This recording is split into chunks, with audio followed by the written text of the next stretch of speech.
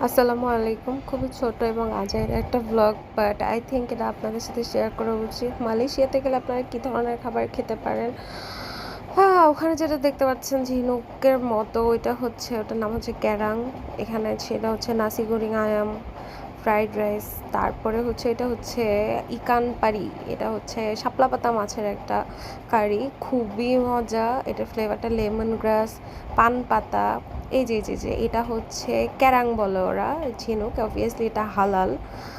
এটা হচ্ছে আপনার স্কুইডের ফ্রাই, খুবই মজা ছিল। এখানে আমরা 4টা ড্রিঙ্কস ট্রাই করেছি: double chocolate, strawberry, kiwi, and এটা হচ্ছে কোকোনাট শেক। বেস্ট ছিল হচ্ছে কোকোনাট শেক, ও মাই গড, খুবই মজা। আর একটা হচ্ছে mango shake, but best best best ছিল হচ্ছে কোকোনাট শেক। অ্যান্ড এটা হচ্ছে স্টিকি রাইস।